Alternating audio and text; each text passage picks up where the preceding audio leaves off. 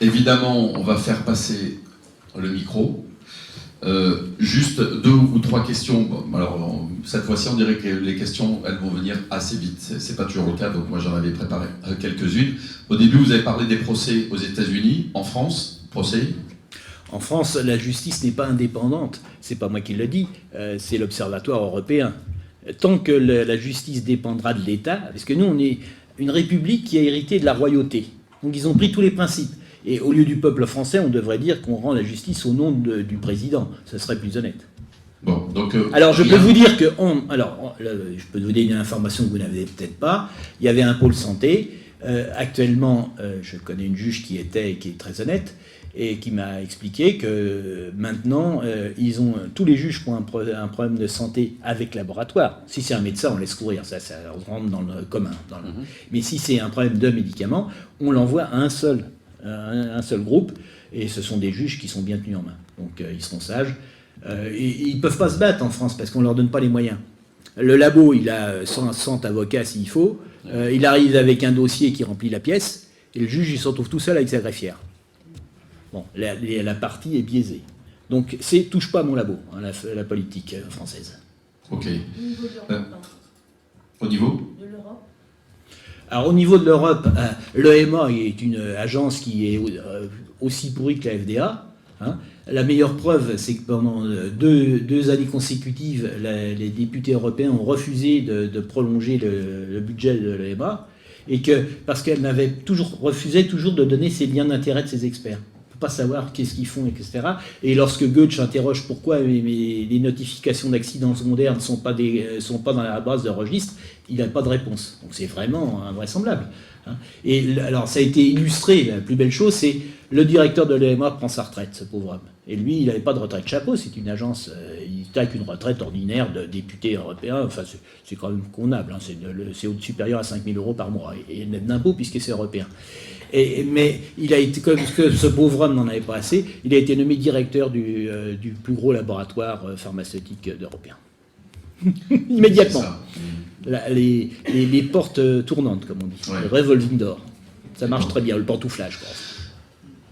Il y a de très nombreux appels au financement de la recherche sur de très nombreux points. Qu'est-ce que vous en pensez? Tout est vraiment... Là, on voit au niveau étatique et des labos, le financement de la recherche par l'appel public au financement, etc. Il faut en penser quoi? C'est totalement scandaleux. C'est totalement scandaleux. Nos impôts doivent payer une recherche publique indépendante, à la seule condition que les gens qui font cette recherche publique n'ont pas le droit de déposer des brevets pour vendre une entreprise, parce que c'est comme ça que ça se passe actuellement dans les universités.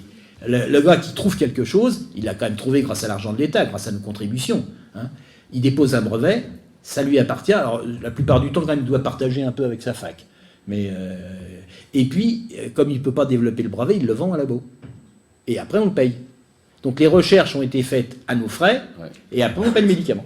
C'est le labo qui en profite. Ce sont les fameux contrats publics-privés. Absolument. Alors, je vous rappelle que M. Lévy, puisque Mme Buzyn a un mari qui s'appelle habituellement Lévy, était le directeur de l'INSERM, et que lui est chargé officiellement d'une structure qui fait le joint entre public des vaccins et privé. Et il a également chargé du laboratoire chargé de trouver le vaccin contre le sida. Ça fait 10 ans ou 15 ans qu'on cherche et on ne trouve toujours pas. Mais ils disent toujours que l'année prochaine, ils vont le découvrir. Il n'y a aucun problème. Et qui touche quand même 10 millions d'euros par an. Hein. C'est un gros budget. Mais le conflit d'intérêts entre mari et femme, là, ça... il n'y en a pas. Non, mais le conflit d'intérêts, c'est un truc anglo-saxon. On est en France, nous. Jamais Mme Buzyn ne peut se faire... Je vais vous passer le micro. Encore 2 questions. Oui, mais c'est pour amorcer, vous voyez. Non, mais je vais vous passer le micro, madame. Quelqu'un qui demande en ligne, qui est en ligne, vous avez parlé de nombreux médicaments. Que pensez-vous du traitement fausse avance pour l'ostéoporose? Est-ce que vous connaissez ou est-ce que... Bon, j'ai travaillé jadis comme rhumatologue avant d'être chirurgien orthopédiste, et jusqu'à présent, tous les traitements donnés pour l'ostéoporose, aucun n'a marché. Okay. Sauf pour les labos. Alors, peut-être qu'il y a un miracle, mais j'attendrai quelques années avant de le dire. Ok. Et je ne crois pas beaucoup au miracle, c'est ça. Et dernière question, vous dites en conclusion de votre conférence, avant de recevoir un traitement, etc., il faut s'informer.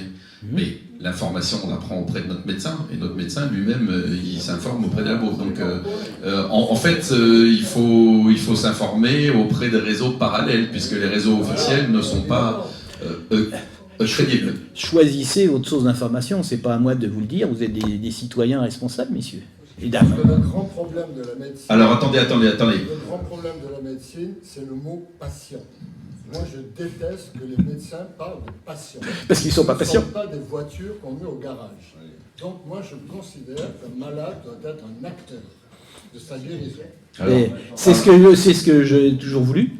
Et je crois que mes patients avaient une information loyale. Ça fait partie du serment d'Hippocrate que de donner les avantages et les inconvénients de tout ce qu'on donne. C'est plus le cas maintenant. Attends. C'est plus le cas maintenant, je le regrette. On va prendre les questions avec le micro pour qu'elles soient audibles en ligne. Donc, madame, on vous écoute. Alors, par rapport à ce que vous avez dit au sujet des vaccins, est-ce que les vaccins, par exemple, contre la grippe, on reçoit tout ce qu'il faut pour se faire vacciner contre la grippe tous les ans? Est-ce que ça fait partie de cette fumisterie dont vous avez parlé? Tout à fait. Alors, je ne suis pas contre les vaccins. Certains vaccins peuvent être utiles. Par exemple, le vaccin contre le choléra, pas en France. Mais au Yémen, je pense qu'il peut être utile parce que là-bas, ils n'ont pas d'eau potable. Quand on n'a pas d'eau potable, on peut faire du choléra. Ils en ont fait 1 million l'année dernière. Et on meurt plus de choléra que de guerre. Oui, mais là, je parle de ce qui se passe ici. Alors, pour la grippe, en France, vous verrez partout les gens dire c'est formidable, il faut se vacciner. Hein, c'est le ministère. Et si un médecin qui est actif, moi je suis retraité. Et en plus, j'ai eu le culot de démissionner immédiatement du Conseil de l'Ordre. Cet organisme fait par Vichy pour foutre en l'air les médecins juifs m'a toujours déplu. Hein, parce que c'est quand même ça, le Conseil de l'Ordre. Hein. Bon. Donc, le Conseil de l'Ordre peut m'attaquer éventuellement en diffamation, mais pas autre chose. Et comme je fais attention à ce que je dis, je les attends. Bon, donc on en était à le vaccin. Oui, alors je ne suis pas contre les vaccins, je suis contre les vaccins inutiles. Le vaccin contre la grippe est inutile. Complètement. Alors, vous pouvez regarder... Tellement il est inutile, il est dangereux. Oui, mais ça, non, mais je m'occupe que de l'utilité aujourd'hui. Je te laisse parler des dangers. Alors, attendez, vous parlerez avec le micro. Parce Alors, que il on vous est entend pas. inutile. Pourquoi? Parce que lorsque vous regardez les chiffres, la veille sanitaire, ce qu'on appelle Santé France, c'est l'organisme officiel chargé de la veille sanitaire. Eh bien, Santé France publie chaque année les risques, il donne les morts de la grippe. Alors, sachez bien que, en fait, ce n'est pas les morts de grippe qu'il donne, parce que personne ne sait en France quels sont les morts de grippe. Il donne le surplus de mortalité durant l'hiver, durant la période où la grippe sévit.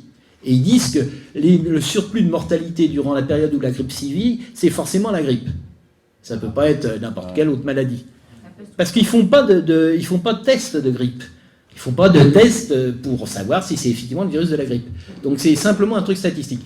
Alors, donc on ne sait pas exactement combien il y a de malades qui meurent de la grippe. 300 à 600 morts par an. Oui, mais On a annoncé hier encore 10 000 morts. Oui, je sais, donc c'est constant. Non, c'est parce qu'ils donnent le surplus de mortalité de l'hiver. L'hiver, on meurt plus que l'été, sauf quand il y a la canicule. Là, ils n'ont pas pu dire que c'était la grippe, mais sinon ils l'auraient dit. Hein. Une autre question par rapport à l'immunothérapie. On parle beaucoup de l'immunothérapie par rapport au cancer, comme si c'était là maintenant quelque chose... C'est la révolution, a dit la ministre. Voilà. Qu'en pensez-vous donc? Que c'est la même chose que le... Mais c'est le nouveau mirage. C'est le nouveau mirage. C'est le nouveau mirage qui coûte encore 3 à 5 fois plus cher que le mirage d'avant, qui était la thérapie ciblée. Moi, je suis frappé du fait que j'ai vraiment fait récemment encore les recherches sur la maladie emblématique de l'immunothérapie, qui était le mélanome, le cancer donc des cellules mélaniques, le cancer de la peau, le plus grave. Eh bien, là-dessus, j'ai toujours pas de résultats. Moi, les résultats, c'est simple. Je veux 200 malades qui ont un mélanome grave, traités par Keytruda, contre 200 malades qui ont simplement de la chirurgie, au besoin itérative. Parce que quand il y a une ganglion, il ne faut pas le laisser, il faut l'enlever. Et voir s'il y a une différence. Et ça, c'est pas disponible. Quand on n'a pas de résultats de ce type disponibles après 5 ans, c'est que les résultats sont forcément mauvais et c'est pour ça qu'ils n'apparaissent pas. Donc je pense que c'est une grande fumisterie, une fumisterie qui nous coûte horriblement cher. Ok, merci. Monsieur, le micro. Oui, merci pour votre exposé, ça fait presque 2 heures. Je suis trop bavard, je suis sûr. Pour nous dire effectivement que la Big Pharma c'est monstrueux, on le sait.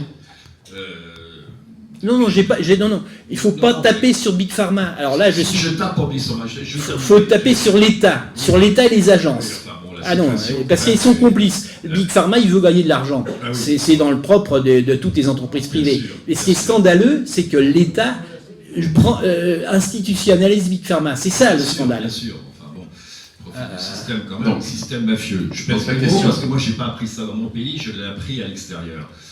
Savant maudit, chercheur exclu. Ça vous dit quelque chose? Oui, bien sûr. Bon, C'est pas bon. nouveau. Donc il y a des protocoles entre autres anti-cancer remarquables, mais complètement ignorés, bien sûr.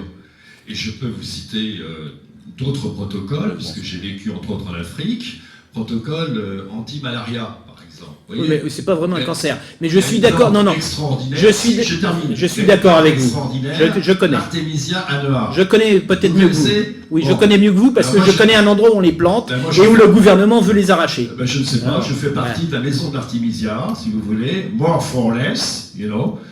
C'est une femme qui est à la tête donc, de cette ONG remarquable, dont la vie est aussi menacée. Je peux vous Absolument, dire. mais il y a eu Bon. deux morts dans le Eh pays, bien, je pense. Plante, j'allais dire, c'est une plante remarquable, plus de 300 principes actifs. Il y a eu des dizaines de milliers d'études, plante connue depuis des millénaires en Chine. Voilà. Cette plante interdite dans mon pays. Le taux de succès, 97%. Vous m'entendez bien? 97%. Alors qu'attendez-vous justement pour propager tout ça? Les protocoles. Attendez. Les Moi, protocoles. je parle de ce que je connais officiellement. Oui, mais- L'artésimia, je le connais par une amie qui va en Afrique et Voilà. qui tient un Oui, dispensaire voilà. là-bas Oui. et qui a fait planter dans son pays. Voilà.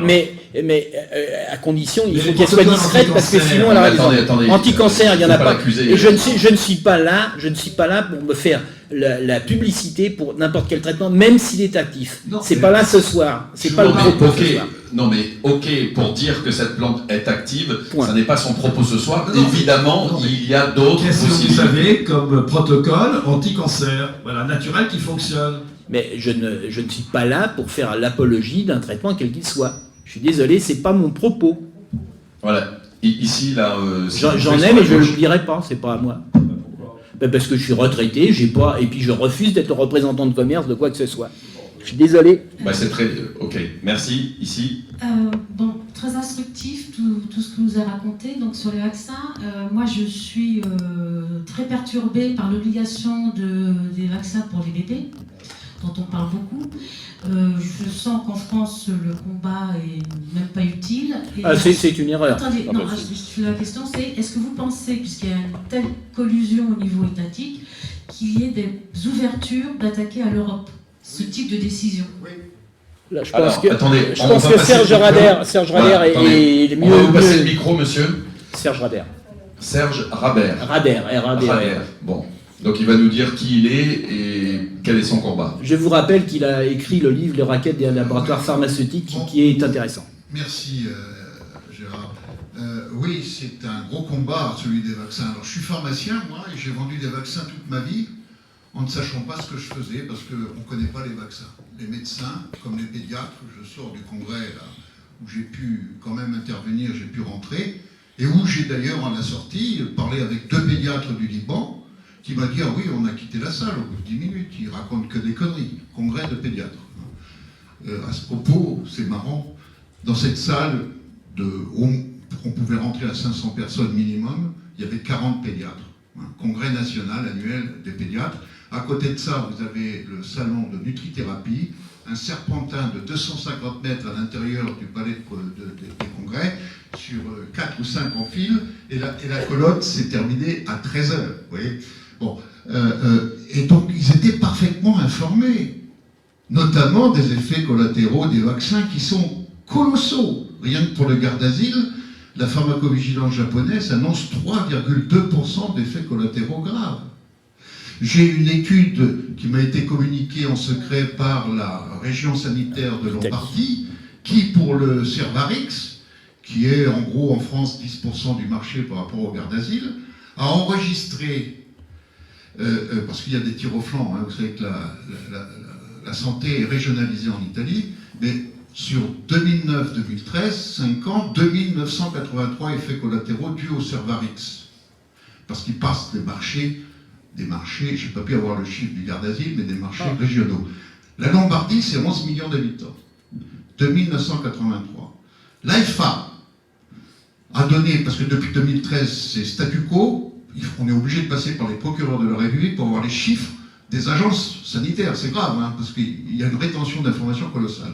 Pour l'année 2018, pour toute l'Italie, pour les 2 vaccins Cervarix et Gardasil, 164 cas enregistrés à l'AIFA, qui est l'équivalent de notre ANSM. C'est colossal. Alors, où en est-on en France? Tout est pipé, tout est verrouillé. Gérard a bien expliqué, tout est pourri. Hein, il y a plus de 100 patrons qui touchent, c'est ça, dans les 500 000 entre 100 000 et 500 000. Voilà. Mais on n'a tous pas les 500 000. chiffres, parce que c'est secret à faire. Ça a été exclu de la loi sur la Voilà, transparence c'est santé. la loi Bertrand. Moi, la loi Bertrand était bonne et il fallait tout déclarer. Alors. Et puis après sont parvenus les décrets d'application. Et les décrets d'application, Marisol Touraine a exclu les contrats commerciaux. Ce qui est le plus rémunérateur, c'est le contrat commercial.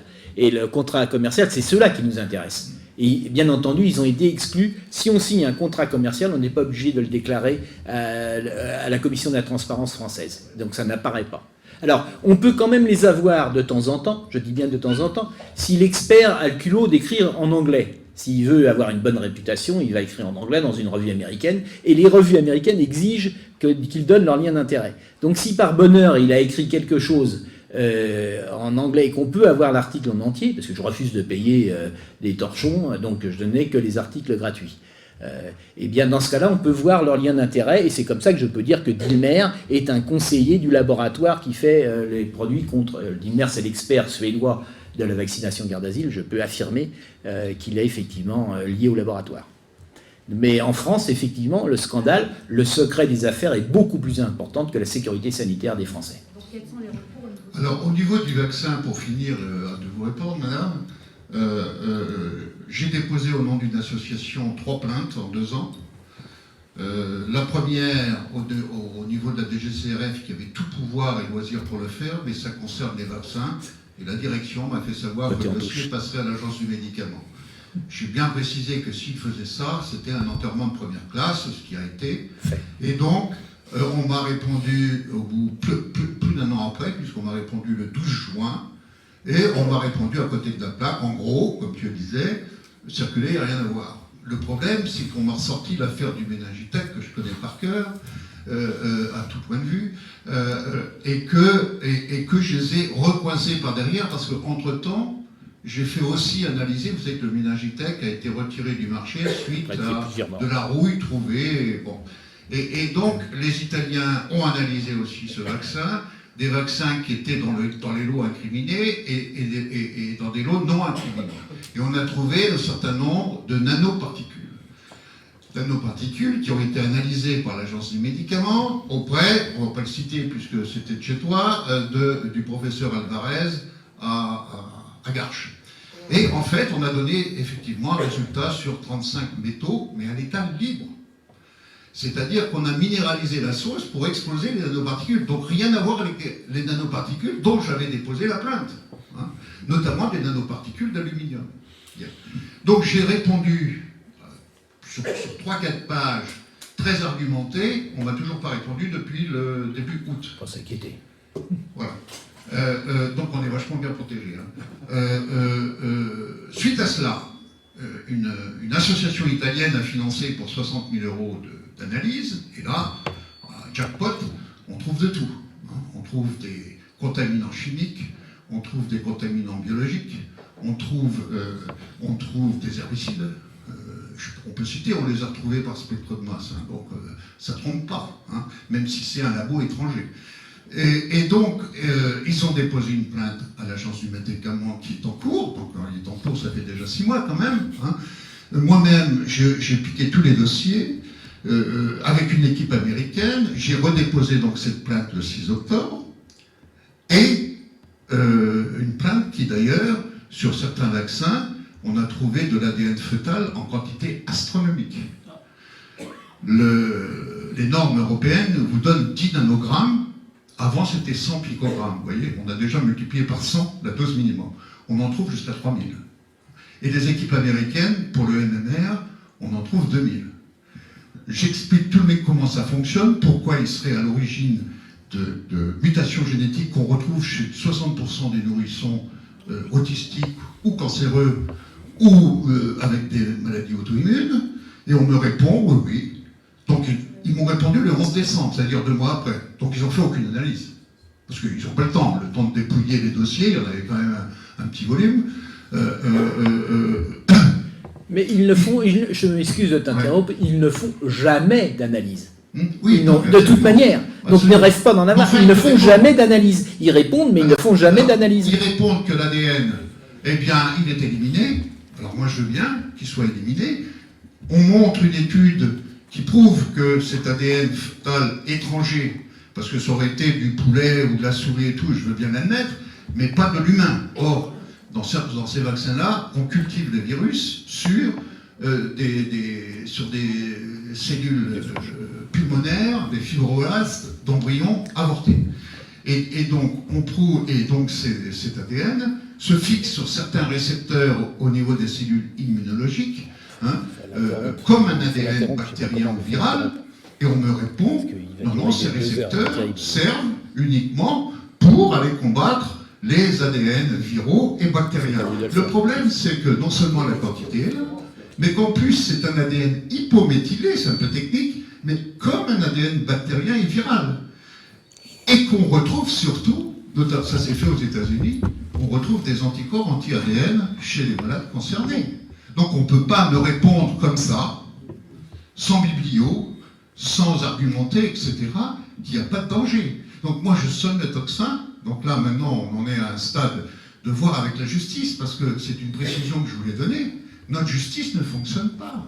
Il y a une quarantaine de dossiers pour le garde à vue. Oui. On le sait, Serge. Les experts sont des experts d'État, et s'ils vont contre... On voudrait d'autres questions. Vous voudrez de question? Non, mais laisse Serge, parce que Non, c'est pas des questions. il faut que d'autres personnes puissent parler quand Non, même. mais d'accord. Je vous propose de prendre attache. Donc il y a... Non. Pour finir une phrase, donc hier, il y a eu une importante réunion à la Cour de justice européenne, suite à la demande de la Slovaquie, enfin les deux pays qui sont de la Slovaquie, qui a demandé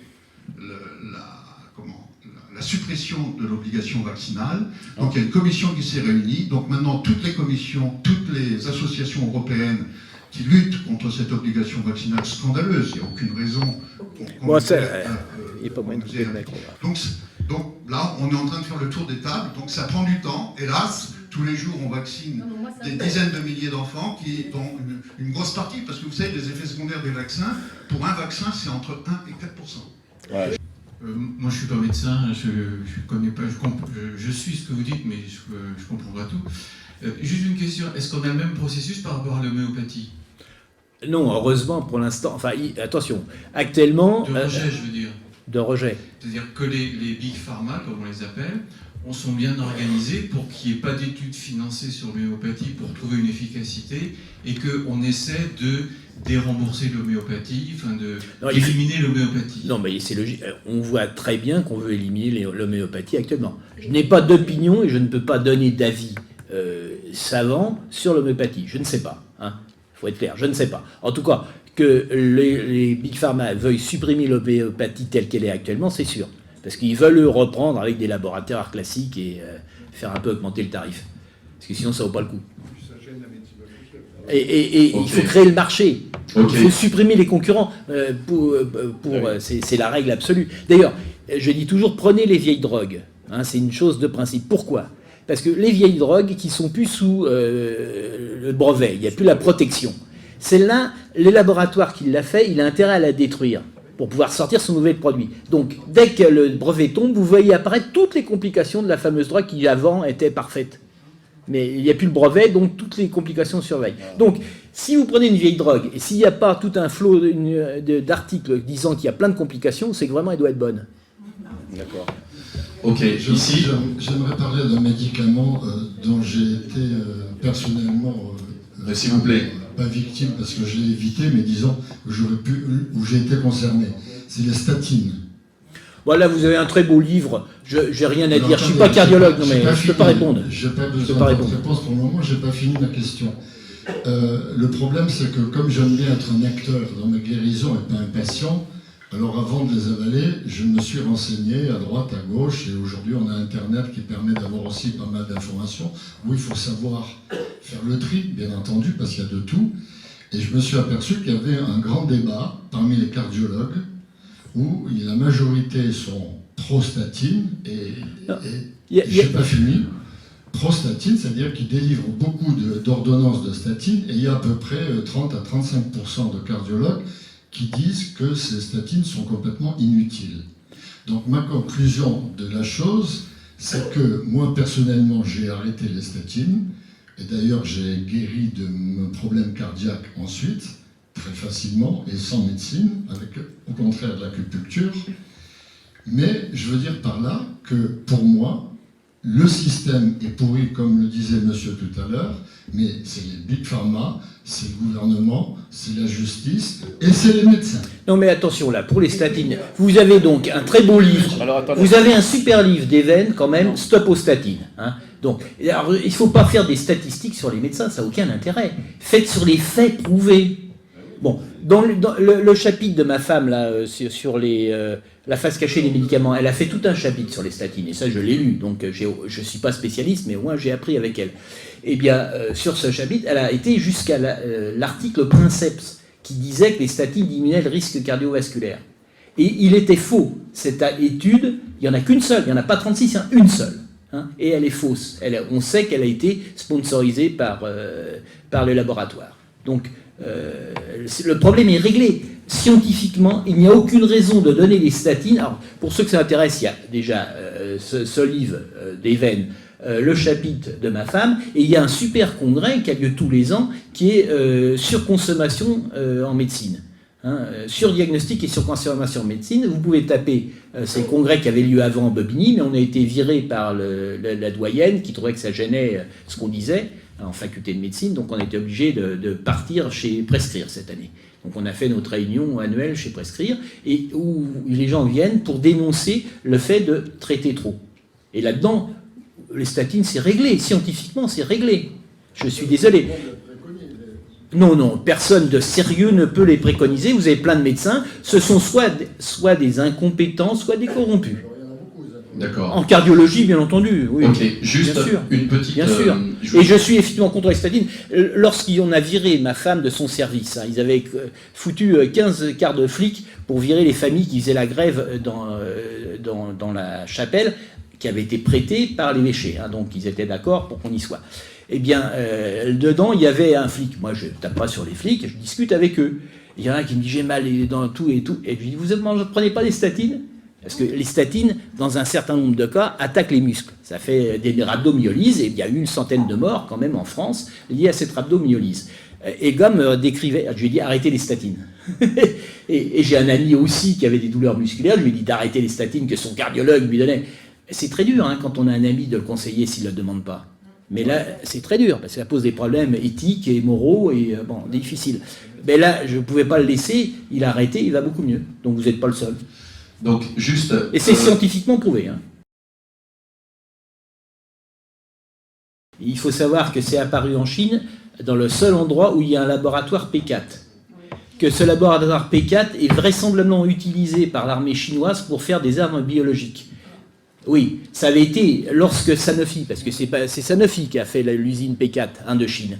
Lorsque Sanofi a fait, les services secrets français avaient dit au gouvernement, attention, nous pensons qu'ils vont l'utiliser pour faire de la guerre bactériologique. Parce qu'elle est interdite, hein, elle n'existe pas, la guerre bactériologique, tout le monde sait. On sait qu'il y a au moins une dizaine de laboratoires aux États-Unis qui travaillent que là-dessus, qu'il y en a en Angleterre, il y en a en France, mais ça n'existe pas, bien sûr. Il y en a trois, excuse-moi, il y en a trois à l'épicentre Ebola, en Sierra Leone, à Kenema, au Libéria à côté, et en Guinée. Comme par hasard, c'est l'épicentre d'Ebola, mais j'ai appris par un quotidien indépendant italien, suite à une interview d'un grand juriste international qui depuis est au placard, que les généticiens américains ont manipulé le virus pour le rendre mortel à 70%. Bien sûr.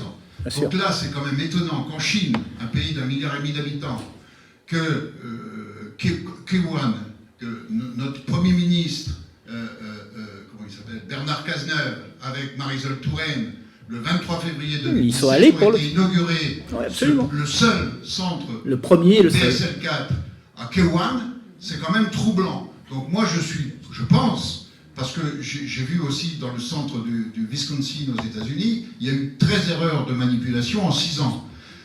Même chez Pasteur, hein, lorsqu'il y a des erreurs dans les stockages d'éprouvettes et tout, où on se balade avec des éprouvettes de virus chacun, etc., il y a de quoi avoir peur. Hein. Il y a vraiment de quoi avoir... Et puis il y a des fous, hein, notamment au Potamone. Non, mais il y a des moyens aussi très simples de lancer un virus sans le vouloir, c'est qu'une soupape ne fonctionne pas. Je vous rappelle qu'ils sont tous en pression négative pour pas que ça sorte. Donc on aspire. Mais quand on aspire, il faut évacuer. Donc pour évacuer, on a des filtres. Sauf que les filtres ultra fins, hein, à micro, ils coûtent très cher, parce que sinon ils s'encrassent et ça marche plus l'évacuation. Et donc il suffit qu'on...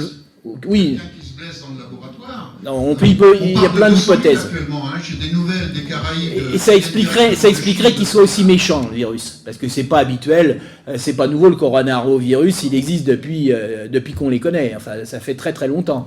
Et il n'a jamais été aussi toxique, ni aussi contagieux. Parce que, alors, on va savoir si un jour, j'espère quand même que des chercheurs vont s'intéresser à ce virus, puisqu'on en a partout, donc, dans les pays occidentaux, donc on va pouvoir s'intéresser. Si on décode l'ARN ou l'ADN du virus complètement, on va voir si c'est un virus naturel avec une seule génétiquement modifiée, ou si on a par hasard collé un virus de la grippe à un virus corona, parce que la grippe est un support merveilleux de contagion. Et à côté, on met un virus mortel. Hein. C'est comme ça qu'on fait. Ok. Écoutez, très bien. Je vous remercie. Je suis désolé pour le Larsen. Une dernière phrase. Alors, une phrase, monsieur, parce que visiblement, on se reverra si vous voulez revenir pour une conférence. On vous préparera quelque chose rien que pour vous, parce que vous avez plein de choses à dire. Pour les statines, parce que je suppose que dans la pièce, il y en a qui en prennent, hein, c'est vraiment une fumisterie, et si vous voulez avoir vraiment tous les détails... Une fumisterie dangereuse. Qui démolit complètement les statines, vous allez sur le site de l'AIMSIB, AIMSIB, où vous avez toute la démonstration du médecin Michel Delorgerine, hein, du CNRS, et qui est cardiologue, et qui a mis 20 ans pour faire apparaître. Mais aujourd'hui, dans les congrès chez les cardiologues, Philippe Even a raison, il n'y a que des pourritures. D'ailleurs, il vient d'être relaxé en appel, notre ami Philippe Even, pour avoir traité de pute des laboratoires ces fameux 3 cardiologues. Non mais ça, il n'aurait pas dû le dire, c'est les Américains le disent très bien, ils appellent ça University War, pute universitaire. Pour venir au Tamiflu, c'est le terme américain utilisé. C'est immense. Moi, j'étais encore installé à l'époque. Et c'est un médicament de confort, qui n'a jamais rien prouvé, qui n'a jamais été efficace, mais on en a fabriqué 3 millions de boîtes, même à l'armée, hein, à l'époque. Oui, bien sûr. Préparé pour le H5N1 en 2020, qui n'a pas été aucune pandémie. Hein. Actuellement, vous avez Bill Gates qui se répand sur les réseaux et tout, en parlant d'Ebola, etc. Et tout. Il faut savoir que c'est le plus grand business des vaccins qui soit, Bill Gates, aujourd'hui. Hein. C'est vraiment un enfoiré de premier. Hein. Voilà, c'est tout. Ok. Merci beaucoup, Gérard. Merci à vous. J'allais dire à très bientôt, je ne sais pas pourquoi, mais peut-être. Jamais. Ok.